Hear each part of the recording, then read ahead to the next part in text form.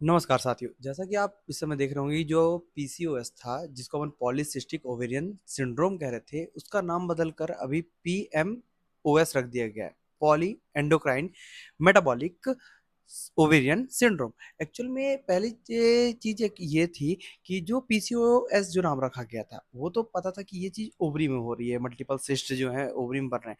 पर उसके पीछे का जो एक्चुअल रीजन था कि वो बन क्यों रहे हैं, वो अभी जाकर पता चला है। ठीक है कि ये इसका जो मेटाबॉलिक जो डिसऑर्डर जिसका नाम जिसके बेस पे रखा हुआ है, जैसे उसका नाम रखा हुआ है पॉली एंडोक्राइन। अब पॉली का मतलब है बहुत सारी चीज, बहुत सारा और कई चीजें, और एंडोक्राइन का मतलब है मतलब जो हार्मोन्स रिलीज करे, जैसे कि आपका इंसुलिन हो गया, कॉर्टिसोल हो गया, आपका एंडोजन हो गया, जो सबसे कॉमन सबसे मेन इसके लिए रिस्पॉन्सिबल है, और आपका एस्ट्रोजन प्रोजेस्टेरॉन हो गया। ये हार्मोन्स हो गए। देन मेटाबॉलिक डिसऑर्डर से रिलेटेड मतलब जैसे कि आप मेटाबॉलिक जो अपने बॉडी में जो फिजिकली चेंजेस हो रहे हैं, है ना, मेटाबॉलिक खाने पीने से रिलेटेड, जैसे कि जंक फूड खाना, है ना, उससे रिलेटेड जो मेटाबॉलिक डिस्टरबेंस हो रहे हैं, उसकी वजह से ये चीज हो रही है। देन इसीलिए उसका अब उसकी वजह से वो किसको लीड कर रहा है, हार्मोन्स क्या हो रहे हैं, डिसबैलेंस हो रहा है। इसमें जो सबसे कॉमन फैक्टर आता है, इसमें जो सबसे मोस्ट कॉमन फैक्टर वो है स्ट्रेस। देन मेटाबॉलिक के अंतर्गत जो बॉडी में चेंजेस हो रहे हैं वो तो है ही है, पर जो आपका स्ट्रेस है वो काफी ज्यादा